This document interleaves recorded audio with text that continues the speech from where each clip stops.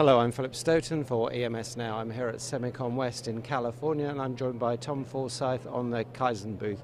Tom, good to see you. Good to see you. We normally see you at EMS, assembly kind of shows. Now you're here at the Semicon show. Tell me what the different demands are perhaps in the semiconductor industry compared to what you're doing in the assembly area. Well, a really different world. A world we've been in for 20 years. In fact, I found an old t-shirt from 20 years ago, oddly enough, just last week. Part of it starts with the substrate itself. Cleaning, of course, is about removing an unwanted contaminant from a desired substrate. And here we're talking about wafers or die, depending.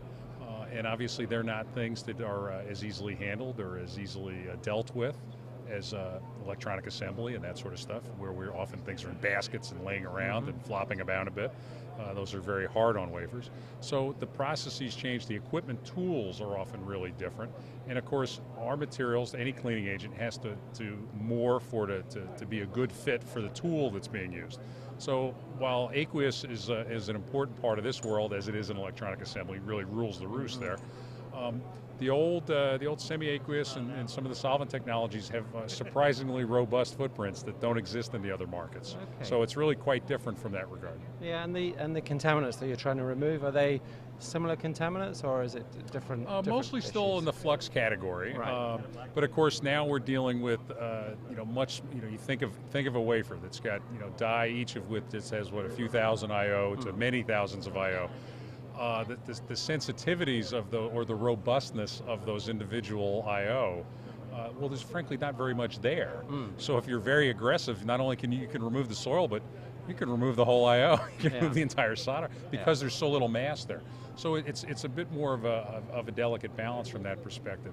We don't get into much of the resist work at this point. That's really mostly for other folks. Okay. So it is quite similar. And in terms of coming into the semiconductor, you mentioned you've been here for a long time. Were you here first? That's what moved you into the assembly sector, or was it the other way around? They sort of came together at about the same time. In the first 4 or 5 years of the company, where obviously you're trying to, whoever's excited about you, you're excited about them. Well, we found ourselves doing assembly work, but with people that were already back in those days called hybrids, which were really what today's wafer land is. And because we had technology, that hybrids tended to be very difficult challenges. They were ceramic, they got hot, things got burned. They were the sort of the nasties to clean, if you will. And as luck would have it, we were particularly good on those. Right. And so as it was a successful area, we pursued it, and then we've simply evolved with it over the last 25 years. Okay, and in terms of evolution and how you develop those products, are you learning things in the semiconductor sector that help you in the assembly area, or? Absolutely, there's a great deal of kind of cross-pollinization on the technical front, where be it in assembly cleaning or the wafer side or even in the industrial areas, when you're trying to develop new materials that have inhibition characteristics or new reactive materials, whatever it may be, sometimes the spark happens over in an unrelated area. It's like, well, boy, that's quite interesting. I wonder what that'll do over here. And that does happen a lot because we are in so many different areas, all removing soil from desired substrates, right. but many different substrates. So yeah, there's a lot of that bouncing back and forth, particularly with assembly and wafer side.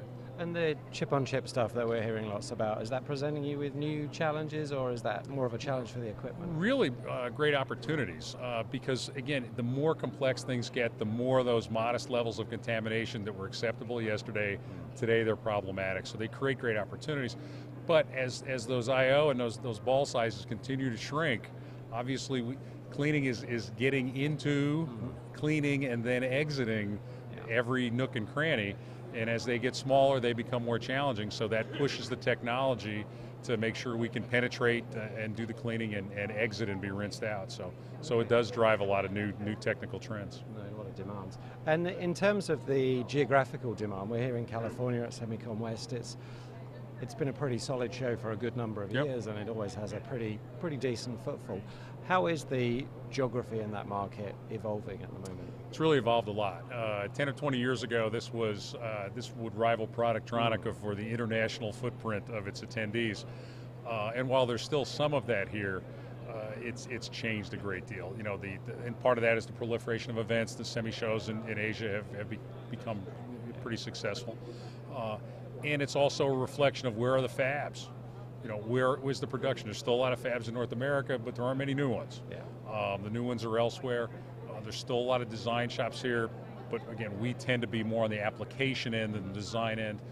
So we wind up working with those labs because they have interesting challenges, and then we get introduced downstream. Yeah. So the nature of it's changed. We find a lot of our time here is working with the multinationals who have R&D centers or tech centers on this side of the ocean, whose production is on the other side of the ocean. Yeah. And so if you can get it designed in here. That's right. Or we uncover problems that haven't been able to be resolved locally that have been kicked back to the R&D guys that said, well, this must not be ready for prime time, go fix it. And they're here looking for solutions because of something new they're trying to do that wasn't quite ready when they brought it to the factories. Yeah, and the general kind of state of the market, the stuff we see from the consultants in the sector are pretty variable at the moment, but I think Semicon or Semi last week announced good projections for next year. Good solid projections. There's a great deal of buzz about 450. That's a very different world, particularly for the capital equipment guys, because of course nothing fits in the old year. Yeah. So that's really exciting for them. For us, it's just about more expansion. We're all about units. Yeah. And so that just means more package is going to be made. So there's cleaning downstream in the packaging area, post icing, that sort of stuff. So, again, a very important sector for us. That the long-term trends are really positive. Yeah. But it's got a strong boom and bust quotient to it. Always has, and I suspect it always will. Okay. And Tom, I guess we're going to see you next in Shenzhen, Probably for Shenzhen, NetCon, the end of the summer. Yeah. Shortly after that, we'll be back in Munich for the big biannual European show. Absolutely. Any new products we can expect there? Anything We've got exciting some, to we announce? do, not so much in China, but for Productronica, we've got a number of new things. We've been doing a great deal of R&D work, particularly in the stencil cleaning, kind of the ancillary. Our assembly cleaning products are really robust right now and kind of best in class sort of thing. We're turning our eyes to some of the more ancillary cleaning that's really important, especially as we look at 1005s, things you can't even see the components. Well, cleaning those stencils is a really big deal. Yeah. The statistics of most of the problems in assembly come back to printing.